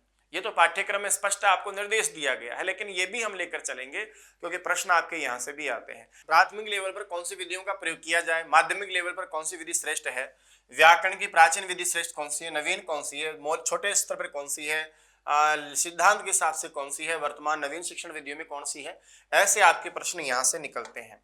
तीसरा जो आपका प्रश्न है दोस्तों वो है अध्यापक कौशल। अध्यापन कौशल, जिनको आप शिक्षण कौशल भी कहते हैं। शिक्षण कौशल का मतलब होता है जो एलन आदि ने काम किया है, इसका मतलब होता है जैसे पासी ने 13 शिक्षण कौशल बताए हैं, तो एलन के द्वारा काम की हुई, यानी एक शिक्षक में शिक्षण कार्य के लिए कौन कौन से कौशल का होना जरूरी है, पढ़ाने के लिए कौन कौन सी चीजें काम आती है और वो किस प्रकार से कुशलता को प्राप्त करे। पढ़ाते समय प्रस्तावना करेगा, प्रस्तुतिकरण करेगा, गृह कार्य देगा, भावभूत प्रश्न करेगा, अशुद्धि संशोधन करेगा, काठिन्य निवारण करवाएगा, सस्वर वाचन करेगा, आदर्श वाचन करेगा, मौन वाचन करवाएगा। तो ये सारी चीजों के लिए अध्यापक में हुनर होना चाहिए, यानी इन चीजों की कुशलता होनी चाहिए, और इस कुशलता संबंधी प्रश्नों को ये करता है। श्यामपट्ट का प्रयोग कर रहा है तो श्यामपट्ट के लिए भी उसमें कुशलता होनी चाहिए, है कि नहीं। तो जैसे आपके इसमें कौन कौन से कौशल आप पढ़ेंगे, श्यामपट्ट प्रश्न कौशल आप पढ़ते हैं, इसके अलावा आप प्रश्नोत्तर कौशल आप पढ़ते हैं, यानी एक अध्यापक को सही प्रश्न पूछने का और सही उत्तर प्राप्त करने का, सटीक उत्तर प्राप्त करने का कौशल भी आना चाहिए। इसी प्रकार से एक अध्यापक को प्रस्तावना कैसे की जाती है, ये प्रस्तावना करने का प्रश्न भी आना चाहिए। इसी प्रकार से मुख्य प्रश्न का उत्तर प्राप्त नहीं होने पर कई बार अन्वेषण प्रश्नों का सहारा, अनुसंधान प्रश्नों का सहारा या पूरक प्रश्नों का सहारा भी लिया जाता है। और एक होता है आपका प्रवाह प्रश्न कौशल। प्रवाह प्रश्न कौशल से मेरा मतलब है कक्ष के प्रवाह को बनाए रखने के लिए बीच बीच में जो छोटे छोटे प्रश्न पूछे जाते हैं जो केवल कक्षा को आगे बढ़ाने का काम करते हैं, जैसे भावबोध प्रश्न, विकासात्मक प्रश्न जिनका नाम आप बताते हैं। तो इसके अलावा भी आपके पाठ्यक्रम में देखा है, लिखा नहीं है, लेकिन फिर भी आपसे व्याख्यान या व्याख्या कौशल संबंधी प्रश्न आपसे पूछता है, गृह कार्य संबंधी प्रश्न आपसे मैंने कई दफा देखा है पूछता है, पुनर्बलन कौशल जो आपका होता है, पुनर्बलन देना बच्चे को, उससे संबंधित प्रश्न भी आपसे पूछता है, और उदाहरण संबंधी कई सारे प्रश्न भी आपसे परीक्षा में यदा कदा पूछता ही रहा है, वो है ना, दृष्टांत कौशल, उदाहरण कौशल। तो इन सारे कौशलों की चर्चा करना भी हमारी जिम्मेदारी है, हम आगे से बहुत अच्छे से इनकी चर्चा करेंगे। लास्ट में आपका चौथा सोपान है सर जो है पाठ योजना का, यानी किसी भी शिक्षक के द्वारा जब कोई शिक्षण कार्य करवाया जाता है तो उस पाठ को पढ़ाने से पूर्व एक नियोजन, एक व्यवस्थापन किया जाता है, एक तारतम्यता की जाती है, एक मैप बनाया जाता है, एक डेकोरेशन किया जाता है, जिसके आधार पर वो आर से पार एक बिंदु से अंतिम बिंदु तक पहुंचता है, यानी प्रस्तावना से लेकर के लास्ट में गृह कार्य तक वो पहुंचता है, प्रयोग तक वो पहुंचता है, तो वो उसकी पाठ योजना कहलाती है। अब आपके शिक्षण में जो जो टॉपिक आपको पढ़ने के लिए दिए हैं, जैसे उदाहरण के लिए आपको गद्य के लिए कहा है तो आपको गद्य की पाठ योजना पढ़नी है, पद्य पढ़ना है तो पद्य की पाठ योजना पढ़नी है, व्याकरण की पाठ योजना तैयार करनी है, नाटक की पाठ योजना तैयार करनी है, और अनुवाद की पाठ योजना तैयार करनी है। इस प्रकार से आपको ये कुछ पाठ योजना है। पाठ योजना में भी अच्छे प्रश्न आजकल आते हैं। बताइए गद्य पाठ योजना का महत्वपूर्ण सोपान कौन सा है, पद्य पाठ योजना का महत्वपूर्ण सोपान कौन सा है ना, नाटक पाठ योजना का महत्वपूर्ण सोपान कौन सा है। तो ये जो भी आपके सिलेबस में सारी चीजें दी हुई है, इनको तो कम से कम हमको तैयार करना ही पड़ेगा भाई साहब। इनको तो हमको सीखना ही सीखना है कि व्याकरण पाठ योजना का मुख्य सोपान क्या है, हम प्रस्तुतिकरण में पढ़ेंगे इसको हम। इसी प्रकार से आपसे कह देगा कि नाटक में एक विशेष चीज अलग क्या पाई जाती है, जो नाट्य अभिनय होता है आपका। इसी प्रकार से अनुवाद आदि की पाठ योजनाएं होती हैं, बच्चों को अनुवाद आदि सिखाने के लिए भी पाठ योजनाओं का निर्माण किया जाता है। ये सारा का सारा आपका पाठ योजना के साथ में आता है। तो भाषा के 4 कौशल पढ़ेंगे, शिक्षण विधियों में आप संस्कृत भाषा शिक्षण की और गद्य पद्य नाटक व्याकरण अनुवाद की पढ़ेंगे। शिक्षण कौशलों में आपको जो महत्वपूर्ण आपके पाठ्यक्रम में दी उनकी चर्चा करेंगे। पाठ योजना में गद्य पद्य नाटक अनुवाद व्याकरण की पाठ योजना का अभ्यास करेंगे। अब बात ये आती है, ये जितना भी आपको मैंने सिलेबस लिखाया है, पढ़ाया है, इसको बताने का उद्देश्य है कि आपके दिमाग में छपना चाहिए सर, है ना। ये आपको ध्यान में होना चाहिए कि हम जिस परीक्षा की तैयारी करने जा रहे हैं उस परीक्षा में इस प्रकार का पेपर आने वाला है, ये प्रश्न ऐसे ऐसे इस क्रम से आएंगे, इतने प्रश्न इस टॉपिक से आएंगे। तो वरिष्ठ अध्यापक भर्ती परीक्षा के लिए आप सब तैयार हैं। सामान्य ज्ञान के पेपर में 100 सवाल आएंगे, 80 सवाल जीके जीएस के आते हैं और 20 सवाल मनोविज्ञान के साथ 200 अंकों का पेपर आपका पहला होता है। विषय पेपर की बात करूं, द्वितीय पेपर होता है जिसमें आपका 150 अंकों का मामला होता है। 150 मतलब 300 अंकों का मामला होता है, 150 प्रश्न होते हैं। 260 तो आपके साहित्य और व्याकरण के होंगे, 40 सवाल शिक्षण विधियों के होंगे। कुल मिलाकर के आपका 150 प्रश्नों का 300 अंकों का पेपर होगा। दोनों को यदि आप मिला देते हैं, जोड़ देते हैं, तो इस प्रकार से आपके 250 प्रश्न होंगे और 500 अंकों का मामला होगा। जिसकी जितनी औकात होगी, जितना सामर्थ्य होगा, वो उतने ही प्रश्न ले जाएगा। यहां से हम देखें माध्यमिक उच्च माध्यमिक का सबसे पहले पाठ्यक्रम विभाजन किया गया है। यहां से 90 सवाल आएंगे सर आपके। कहां से? उच्च माध्यमिक और उच्च माध्यमिक से, और 180 सवाल का मैटर सामान्य सवाल है। अब बात करते हैं व्याकरण, और यहाँ कौन है, साहित्य है। तो सर जब जब भी आपसे प्रश्न किया जाता है, आदर्श जो मैप है आपका, जो ब्लूप्रिंट है हकीकत का, हालांकि ये सब गलत है। कई बार क्या हुआ, 17 सवाल प्रत्येक के आ गए, कई बार जो है अनुवाद को बहुत कम दे दिया, कई बार अनुवाद को ज्यादा दे दिया। तो ये अलग बात है कि वो किस मानसिकता से देता है, लेकिन जितने भी पिछले पेपर हुए उनका बहुत बारीकी से विश्लेषण करने के बाद, और जो मैं हमेशा अपनी टेस्ट सीरीज का तारतम्यता बना के रखता हूं, जो मैप बना के रखता हूं, ब्लूप्रिंट बना के रखता हूं, आइए मैं आपको बताता हूं। संज्ञा प्रकरण से सर आपके 9 सवाल आते हैं। कितने? 9 सवाल। संधि के भी आपके 9 सवाल आते हैं, समाज से भी आपके 9 सवाल आएंगे, प्रत्यय के आपके 9 सवाल आएंगे, उपसर्ग के आपके 9 सवाल, अव्यय के आपके 9 सवाल, इसी प्रकार शब्द रूप से आपके 9 सवाल, धातु रूप से आपके 9 सवाल, अनुवाद और अशुद्धि संशोधन दोनों का मिला के 9 सवाल। लेकिन यहां पर एक संशोधन ये हो सकता है कि सर सभी के एक एक सवाल कम करने के बाद आपके अशुद्धि संशोधन और अनुवाद के अलग अलग 8-8 सवाल भी आ सकते हैं। हालांकि मैंने पिछले पेपर्स का बहुत बारीकी से विश्लेषण किया है, उसने अनुवाद और अशुद्धि संशोधन दोनों को एक ही जगह दिया है। इस प्रकार आपके टॉपिक हो जाते हैं यहाँ पर 1 2 3 4 5 6 7 8 और 9। 9 गुणा 9 करने पर आपके व्याकरण में यहां से 81 सवाल का मामला होता है सर। कितने? 81 प्रश्न का मामला होता है। और बाकी जो बचे हुए 9 प्रश्न हैं, आप समझ गए होंगे वो कहां से आने वाले हैं, वो साइड से आने वाले हैं। 81 प्रश्न और इधर 9 प्रश्न मिलकर के आपकी टोटल 90 प्रश्न होते हैं। यानी संस्कृत साहित्य में जो आप साहित्य वाला टॉपिक देख रहे हैं, उस साहित्य से सर 9 प्रश्न आपके पूरे आने होते हैं। यानी इतना सब पढ़ने के बाद भी आपको 9 ही प्रश्न यानी 18 अंक ही मिलेंगे। इसका मतलब ये भी नहीं कि गुरुजी छोड़ देते हैं इसको, तो क्या मतलब है, सीधे हैं। कई बार आप लोग गलतफहमी में भी रहते हैं, गुरुजी थोड़ा सा पढ़ते आ जाते हैं, लेकिन आपको पता है कि यदि 1-2 सवाल भी बारीकी से आ जाता है, ईशोपनिषद के हर बार सवाल आते हैं परीक्षा में, मामला गड़बड़ कर देते हैं। गीता के सामान्य श्लोक है, लेकिन जब कई बार परीक्षा में पूछते हैं तो मामला गड़बड़ कर देते हैं। ये मामला गड़बड़ ना हो इसके लिए आपको हर सवाल को, हर बिंदु को बहुत बारीकी से पढ़ना है। तो यहाँ ग्रामर का पोर्शन ज्यादा था, आपके 9 टॉपिक थे, 81 सवाल आपके इधर से थे, और 9 प्रश्न आपके लौकिक साहित्य में, जिसमें आप महाकवि, गद्य कवि, नाटक कवि और अर्वाचीन कवि, नीति कवि सबको पढ़ते हैं। यहाँ कुछ भी छोड़ने लायक नहीं होता है सर। कई बार तीसरी कर देते हैं, ग्रामर को पढ़ो, धुआंधार पढ़ो, और साहित्य में बोले खुद ही पढ़ लो, नोट्स देके बांट देते हैं, तो ये गलत बात है। आपको पूरा पढ़ना है तो पूरा ही पढ़ना आना चाहिए।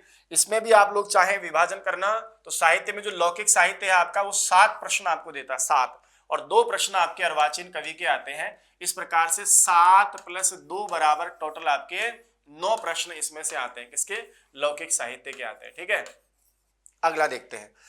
जो स्नातक स्तर की बात हम कर रहे हैं, यानी ग्रेजुएशन लेवल की हम बात कर रहे हैं, यहाँ व्याकरण में केवल कारक प्रकरण है आपका, और साहित्य में यहाँ दुनिया थोड़ी बड़ी हो जाती है। अब वहां पर देखिए 9 सवाल थे, यहाँ कारक के आपके 9 सवाल नहीं बल्कि आपको 8 सवाल मिलेंगे सर। कितने सवाल मिलेंगे आपको? 8 सवाल मिलेंगे। तो कारक से कितने होंगे आपके? 8 सवाल। ठीक है भैया, और ससूत्र आएगा लघु सिद्धांत कौमुदी के आधार पर। सर छंद के भी आपको 8 सवाल मिलेंगे, अलंकार को भी आपको 8 सवाल मिलेंगे, सूक्तों में आपके 4 सवाल सूक्तों के मिलेंगे और 4 सवाल इन दोनों के मिलेंगे। यानी कुल मिलाकर के वही आपके कितने सवाल हो गए? सूक्त और इन दोनों के 8 सवाल हो गए। भारतीय संस्कृति के बारे में तो यहाँ पर भी आपके 8 सवाल हो गए। आई के बात समझ में? ये देखिए 8 2 16 24 32 और 40, यानी कुल मिलाकर के 40 सवाल थे, 80 अंक का मामला था। यानी व्याकरण यहाँ 8 ही प्रश्नों की है, और बाकी पूरा मामला आपका किसका जाता है? साहित्य का जाता है। ठीक है, अब यदि हम समय के रूप से इधर आगे चलें, तो शिक्षण विधि में मैंने आपको बोला 20 प्रश्न आएंगे। तो इसका मतलब भाषा कौशल जो आपके 4 कौशल है, यहाँ से 5 प्रश्न बनना तय है, शिक्षण विधि के 5 प्रश्न बनना तय है, शिक्षण कौशलों के 5 प्रश्न, और पाठ योजना के 5 प्रश्न। इस प्रकार से टोटल आपके ये 20 प्रश्न का मामला होता है भैया। अब यहां से भी कोई जरूरी नहीं है सर, कई बार आगे पीछे हो जाता है। आप लोग कहें गुरुजी कौन सा तोल के ही बैठे हैं, तो भैया ये तोलने वाला काम तो यहाँ भी नहीं है। कई बार यहाँ से कुछ ज्यादा प्रश्न आ जाते हैं, बाकी कम रह जाते हैं, लेकिन एक अप्रोक्सीमेट हमारा अनुमान है, और पिछले जो परीक्षा के प्रश्न है जहां से प्रश्न पूछे गए हैं, वहां से यही तारतम्यता आपकी रही है।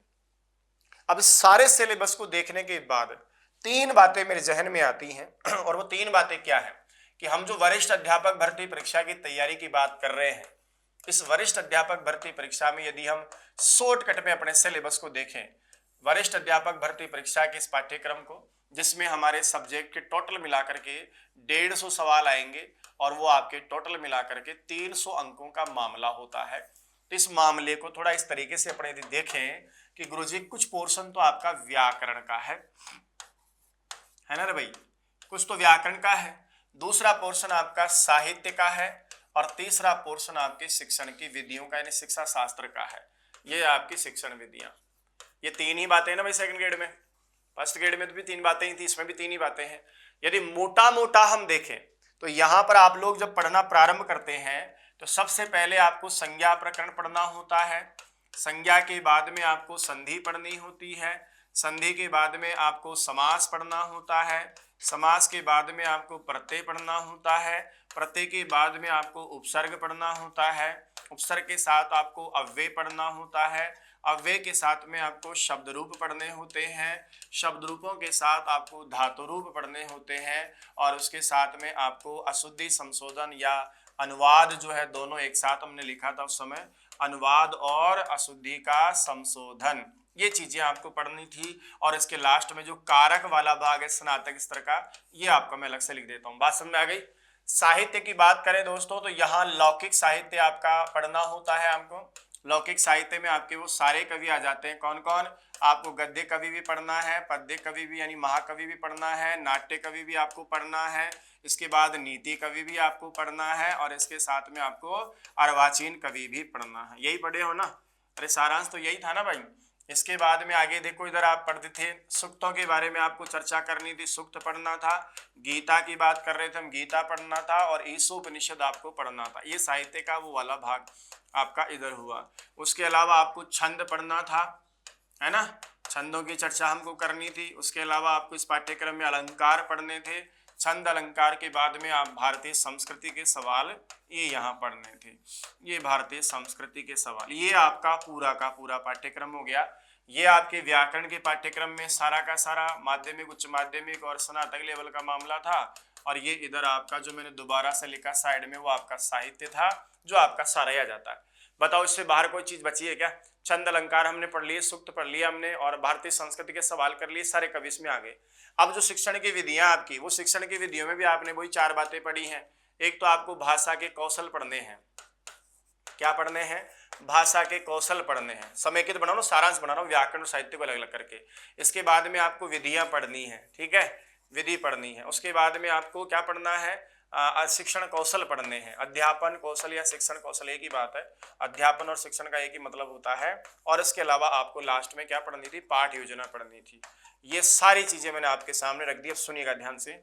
यहां हम बात करें अंकों की, तो मैंने आपसे क्या कहा था कि 9 नंबर है, 9 नंबर का ये आएगा, 9 का संधि आएगा, 9 का समास आएगा, 9 का प्रत्यय आएगा, 9 का उपसर्ग आएगा, 9 का अव्यय आएगा, 9 का शब्द रूप आएगा, 9 का धातु रूप आएगा, अनुवाद संशोधन भी 9 का आएगा, कारक 8 नंबर का आएगा। ये तो पूरी आपकी ग्रामर हो गई भाई साहब। एक तरफ मैंने सारी की सारी ग्रामर को आपको एक साइड में कर दिया। 1 2 3 4 5 6 7 8 9 और 10 ले लो आप, 90 यानी 89 नंबर का मामला तो आपका व्याकरण का हो गया। ऐसे टोटल करते हैं, देखिए 89 प्रश्न है, 90 होते तो 180 नंबर होते ना भाई, लेकिन यहाँ पर कितने हो गए? 178 नंबर तो आपके ग्रामर के पोर्शन के हो गए। अब साहित्य की बात करो तो साहित्य में याद करो, मैंने आपको बताया अभी कि साहित्य में लौकिक साहित्य आप जाएंगे सर तो ये आपका 9 नंबर का आपको पोर्शन साहित्य का मिलता है। ये कहां तक चलेगा आपका? गद्य पद्य कवि नीति अर्वाचीन कवि तक आप चलोगे ना, वहां तक जाएगा। सूक्त गीता उपनिषद का मामला था, ये तीनों मिलाकर 8 नंबर का मामला था आपका, है ना। छंद अलंकार दोनों 8 दूनी 16 नंबर का आपका ही प्रोग्राम हो गया। और भारतीय संस्कृति भी 8 का हो गया। 8 एकम 8, 8 दूनी 16, 8 24, 8 चौक 32, 8 पंच 40 और 41, यानी कुल मिलाकर के ये मामला आपका बैठ गया भाई साहब 41 बटे, है ना, नीचे आ जाएगा 41 प्रश्न, और ऊपर आपका नंबर कितना हो गया? 82 नंबर का। इसके अलावा शिक्षण विधि का मामला आपके साथ में बैठा ही है। ये शिक्षण विधियों के सवाल हैं जो आपके 20 सवाल आने हैं और टोटल आपको 40 अंक देने हैं। अब काउंट कर लो, बोले सारा साफ बैठ जाएगा। ये आपका सेकंड ग्रेड का सिलेबस है। यहां पर आप 180 नंबर के लिए या 178 नंबर के लिए व्याकरण से लड़ाई लड़ेंगे, 82 नंबर के लिए आप साहित्य से लड़ाई लड़ेंगे, और 40 अंकों के लिए आप शिक्षण विधि से लड़ाई लड़ेंगे। कई दफा मैंने देखा है कि व्याकरण के पीछे पड़े लो, पढ़ो व्याकरण, पढ़ो व्याकरण, पढ़ो व्याकरण, और साहित्य को छोड़ देते हैं, शिक्षण विधि में तो काम ही नहीं करना चाहते। आज भी पूरे राजस्थान और हिंदुस्तान में केवल संस्कृत सरस्वती परिवार में शिक्षण विधियों में एक ऐसा काम किया है जिससे अन्य शिक्षण विधियां पढ़ाने वाले भी सतर्क हैं। आज हिंदी एसएस की शिक्षण विधियां, विज्ञान और गणित की शिक्षण विधियां भी संस्कृत शिक्षण विधि किताब से चलने लगी है। यानी लोगों को एक आइकन मिला, एक दिशा मिली कि यार इतना काम शिक्षण विधि में किया जा सकता है क्या। तो लोग हमको देख करके शिक्षण विधियों में सुधार करना, नए नई चीजें जोड़ना सीख रहे हैं। तो निश्चित रूप से आपके साथ यहाँ बहुत काम किया जाएगा। ये सारी चर्चा करने का मेरा सिर्फ एक ही मकसद था कि आपको माहौल बनाना है, दिमाग में सारी चीजें सेट करते हुए आगे बढ़ना है। हमको ये समझना है कि आखिर हम पढ़े तो क्या पढ़े। आपने सरस्वती परिवार को चुना है, इसके लिए आपका पूर्ण धन्यवाद। इस बार याद रखना, इस वैकेंसी में आपका सिलेक्शन नहीं होता है तो उसके बाद जिंदगी में पढ़ने का मौका भी नहीं मिलेगा आपको, सोच लेना, अभी नहीं तो कभी नहीं। इसलिए पूरी जान के साथ, पूरी लगन के साथ, पूरी ईमानदारी के साथ अपने भविष्य को बनाने के लिए, अपने परिवार को आगे बढ़ाने के लिए, जिंदगी की रोजी रोटी करने के लिए, जिंदगी को आराम से जीने के लिए, जो बीते संघर्ष हैं, आपके दुख दर्द हैं, उन सभी संघर्षों को काटने के लिए, छोड़ने के लिए पूरे प्राणपण से लग जाओ, क्योंकि अभी नहीं तो कभी नहीं। यदि इस बार की भर्ती परीक्षा में भी आप है करके चले जाते हैं और अच्छा पढ़ के नहीं जाओगे, अच्छा सीख के नहीं जाओगे, अरे पढ़ना पढ़ाना तो हो गया, कितनी बार आपने परीक्षाएं दे ली, कई बार 2 बार असफल, 3 बार असफल। यदि आप बीएड वाले हैं तो भी आप कोई दिक्कत नहीं, बार लगातार ये तो पढ़ते आ रहे हो। अब आप हर बार ही उसी वर्ण विचार के पीछे पड़े रहोगे, हर बार संज्ञा प्रकरण के हलंत्यम सूत्र के पीछे पड़े रहोगे, तो सर वो जो सूत्र अंतिम है वहां तक कैसे पहुंचोगे। इसलिए पढ़ने की बजाय समझने का रखो। हमारे आदरणीय पतंजलि महोदय ने भी कहा था कि रटना बुरी बात है यदि समझते नहीं हो तो, और रटना बुरी बात नहीं है यदि आप उसको बाद में समझ लेते हो तो। कुल मिलाकर के चलना कहाँ है हमको, समझ पर। आज हमारी शिक्षा पद्धति, शिक्षा नीति ये कहती है कि हमको समझ आधारित, अवबोध आधारित शिक्षण कार्य करवाना चाहिए। आप भी इस बात को पल्ले गांठ लो, आप सब छात्र अध्यापक हैं, ये छात्र हटते ही आप अध्यापक हो जाएंगे, तो आप सब लोग भी इस बात को ध्यान में रखें कि जितना तह तक जाकर के समझने का प्रयास करेंगे, मैं कोई कसर नहीं छोड़ूंगा। व्याकरण के उदाहरणों में, संधि के उदाहरणों में बहुत सारे उदाहरण लेकर चलेंगे ताकि कोई उदाहरण बाहर का आपकी परीक्षा में आए ही नहीं। जितना ग्रामर में अधिक अभ्यास की आवश्यकता है उतना अभ्यास किया जाना चाहिए। प्रश्नावली पढ़ते समय गणित में एक सूत्र पढ़ के, एक उदाहरण से काम नहीं चलता है, 10-15 उदाहरण करते करते वो चीज समझ तक पहुंचती है। यहाँ आपका संधि में, समास में, प्रत्यय में और अनुवाद में 4 चीजें ऐसी है जहां पर दिल खोल करके आपके साथ काम किया जाएगा, ताकि आपकी परीक्षा में जो कारक संबंधी प्रश्न है, इंपोर्टेंट है आपका कारक 8 नंबर का है, शुद्धि संशोधन 9 नंबर का है, और कुल मिलाकर 17 प्रश्न आपके फर्स्ट ग्रेड में भी वही है, सेकंड ग्रेड में भी वही है, और कई बार चमत्कार हो जाता है 8-8-8 करके 24 प्रश्न आपके कारक अनुवाद के और शुद्धि संशोधन के आ जाते हैं। यहाँ अमूलचूल परिवर्तन हो जाता है। मैंने एक आइडिया दिया है आपको कि आपकी परीक्षा को तैयार करने का, 2013 के पेपर को आधार बना करके कि इस प्रकार का पेपर आपकी परीक्षा में आना है। याद रखना, इस बार यदि आप पढ़ते नहीं है तो फिर आपकी जिंदगी में आपको पढ़ने का मौका भी नहीं मिलेगा। राम कुमार शास्त्री और सरस्वती परिवार आपसे वादा करता है, जितनी मेहनत मैं आपके साथ करूं उतनी मेहनत बस आप मेरे साथ कर लेना, आपका काम हो जाएगा। जो हम सिखा दें, जो याद करवा दें, जो नोट्स आपको देंगे, जो टेस्ट पेपर आपका करवाएंगे, जो टेस्ट सीरीज आपकी रोजाना चलाएंगे, लगातार एप्लीकेशन के माध्यम से और साथ में यूट्यूब पर निःशुल्क क्लासेस के माध्यम से जितना हम आपको देवें, बस उसको स्वीकार करते जाना। आंखें खुली हो, कान खुले हो और दिल दिमाग आपका एक जगह स्थिर हो, वादा करते हैं हम आपके भेजे में घुस जाएंगे। कितना सा सिलेबस है, छोटा सा, अंगुलियों पे याद करना है। बस समस्या कहाँ आती है कि हम पढ़ते जाते हैं, वह भागता जाता है, पढ़ते जाते हैं, भागता जाता है। आप उसको भगाओ क्यों भाई, समझो ना उसको, एक बार उसको अपना लो, समझ लो, अपने आप ही आपके जहन में उतर जाएगा। फिर कहाँ जाएगा, डकारा आपको आनी नहीं है, बाहर निकल नहीं पाएगा। इसलिए प्रयास करें, पढ़ने और पढ़ाने को छोड़ें। अब सीखने और सिखाने की उम्र है आपकी, अब पढ़ने की उम्र नहीं है, सीखने की उम्र है। कुछ नया सीखें। केवल परीक्षा के लिए क्यों पढ़ते हो आप लोग, सफलता के लिए पढ़ा करो, नौकरी के लिए पढ़ा करो कि यार मैं पढ़ रहा हूं क्योंकि मेरी नौकरी लगेगी, सुखद अनुभव देगा आपको, हाँ नौकरी लगेगी मेरी। परीक्षा के लिए पढ़ोगे, तनाव होगा, चिंताएं होंगी, व्याधियां होंगी, कई सारी शारीरिक मानसिक परेशानियां आएंगी। पढ़ो सर। मैं ये चाहता हूं कि सरस्वती परिवार से जुड़े आप व्यक्ति हैं, संस्कृत बिल्कुल कठिन भाषा नहीं है। कई सारे लोग ऐसे मेरे पास उदाहरण है जिनको मैं समय समय पर आपसे रूबरू करवाऊंगा, जो आए थे गुरुजी जीरो है, कुछ नहीं पढ़े, 10वीं कक्षा के बाद में ज्यादा मेहनत नहीं करी, ऐसे ग्रेजुएशन कर लिया और आगे आगे, लेकिन उन्होंने सर बहुत अच्छी रैंक से सिलेक्शन दिया, सिलेक्शन भी दिया और बहुत गजब रैंक से दिया, जो आज आप जैसे लोगों के लिए उदाहरण बन जाते हैं। आप लोग पढ़ने वाले बुद्धिजीवी लोग हैं, संस्कृत को आपने काफी समय तक दिया है। यहाँ तो साइंस मैथ वाले और कॉमर्स वाले बंदे रीट लेवल 2 के आकर के संस्कृत गुनगुनाना सीख जाते हैं। आप तो संस्कृत के विद्यार्थी हैं। मैं पढ़ाने में कोई कसर नहीं छोड़ूंगा, आप पढ़ने में, सीखने में कोई कसर नहीं छोड़िएगा। फिर बताइए समस्या कहाँ आएगी, कहीं समस्या नहीं आएगी। दुनिया में जो भी काम हो रहा है उससे बेहतर काम यहाँ किया गया है। व्याकरण के साथ शिक्षण शास्त्र को और सामान्य साहित्य को पूरा लेवल से लेकर चले हैं, पता ही नहीं चलेगा सिर्फ आपको कब जहन में आपके सारी चीजें उतर जाएंगी। बशर्ते आपका प्यार प्रेम, आपका विश्वास, श्रद्धा आपकी हमेशा होनी चाहिए। पूर्वाग्रह से ग्रसित होकर के कोई क्लास में बैठता है, कोई चीज सीखने का प्रयास करता है, तो निश्चित रूप से वो उल्टे रखे घड़े के समान खाली का खाली रह जाता है। सर जब भी कुछ लेना होता है तो मुंह तो खोलना पड़ता है, सीधा गड़ा होता है नल का पानी तभी उसमें जाता है जब नीचे से पैंदा मजबूत हो और ऊपर से मुंह खुला हुआ हो। इसलिए आप भी कोरे मटके के समान आइएगा कुछ सीखने के लिए। एक माँ सरस्वती के आंगन में आप पधारे हैं, इसको मैंने हमेशा परिवार का नाम दिया है। इस मुखिया की जिम्मेदारी और वादा करता है आपसे, हर एक चीज को बारीकी से उठा करके जीरो से हम हीरो तक पहुंचाने का काम करेंगे। हर बार कहता हूं सर्वश्रेष्ठ नहीं हूं मैं, लेकिन श्रेष्ठ काम करने के लिए हमेशा प्रतिबद्ध रहता हूं, वचनबद्ध रहता हूं। आपसे सिर्फ इतना सा वादा है कि आप लोग जो मैं मेहनत करूं, जो याद करवा दूं, जो मैटर आप तक पहुंचा दूं, बस उसको आप बनाए रखो। ज्ञान को सर अर्जित करना कोई बड़ी बात नहीं है। आपके हाथ में पानी भरने के लिए कहूंगा आराम से आप भर लेंगे, लेकिन मैं कह दूं 1 घंटा तक बनाए रखो, दिक्कत आ जाती है सर। तपस्या है आपकी पढ़ाई लिखाई, सीखने में कोई जोर नहीं आएगा आपको। मैं कहूंगा आप समझ में आया, हाँ सर बहुत समझ में आया, लेकिन उसको 10 दिन बाद 15 दिन बाद परीक्षा तक बनाए रखना वो आपके लिए बड़ा चैलेंजिंग काम है। इसलिए कहता हूं पढ़ने के साथ साथ समझने पर जोर दिया करो। कुछ चीजें ऐसी हैं जिसको अपने आप को पढ़ाया करो, अपने आप से समझा करो। ये सेकंड ग्रेड की वैकेंसी कोई बड़ी वैकेंसी नहीं है। सामान्य शब्दों में थोड़ा थोड़ा करके भी आप चलेंगे, बहुत जल्दी आपको समझने लगेगा।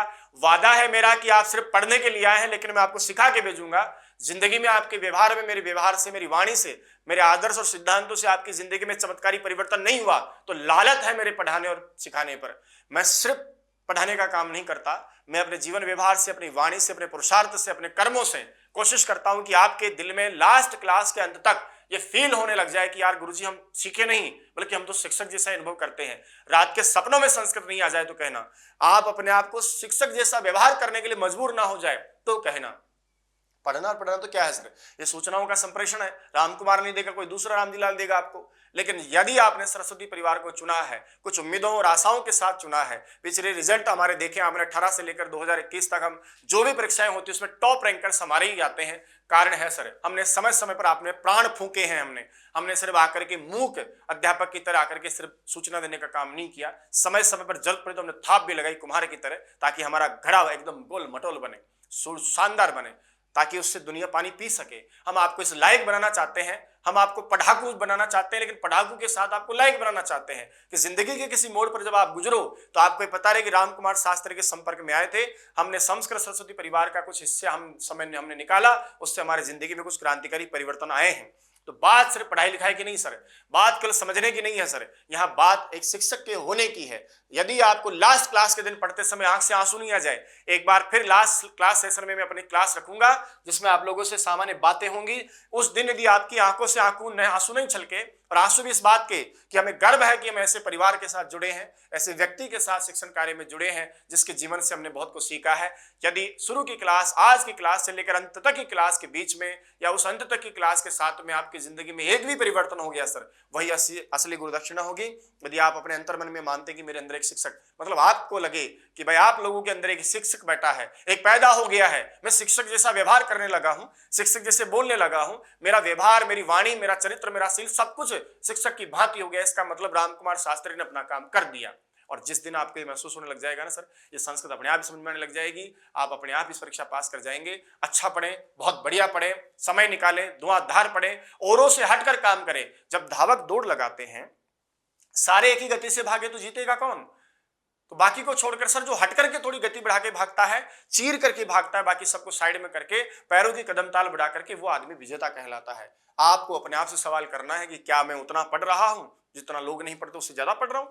क्या मैं और लोगों से अच्छा पढ़ रहा हूं? क्या और लोगों से अच्छा सीख रहा हूं? क्या मेरे पास में टीचर है जो और लोगों से अच्छा पढ़ाने वाले हैं? क्या मेरे पास विषय वस्तु या नोट्स या किताब औरों से अच्छी है? क्या मेरी टेस्ट सीरीज औरों से बहुत अच्छी है? क्या मैं कोई ऐसा काम कर रहा हूं जो मुझे नौकरी दी जाए, औरों को नहीं दी जाए? ऐसा कारण ढूंढो सर, ऐसे सवाल दिन रात करो, अपने नाम लेटर लिखो कि मुझे फला फला तारीख को मेरी एग्जाम होगी, मुझे नौकरी चाहिए। सर आपका रिजल्ट परीक्षा के दिन ही आ जाता है, यह आपको पता चल जाता है। परीक्षा का हम रिजल्ट का इंतजार तो केवल औपचारिकता के लिए करते हैं, पढ़ने वालों को उसी दिन पता चल जाता है जब परीक्षा हॉल से बाहर जाते हैं कि मेरा सिलेक्शन तो हो जाएगा इस बार, और कई लोगों को पता है कि मेरा सिलेक्शन नहीं होने वाला। तो रिजल्ट आपका परीक्षा के दिन ही मानता हूं। तैयारियां और उत्सव हमेशा उसी दिन होना चाहिए जिस दिन आपकी परीक्षा होती है, और मैं उस परीक्षा हॉल में आपको दिखूंगा।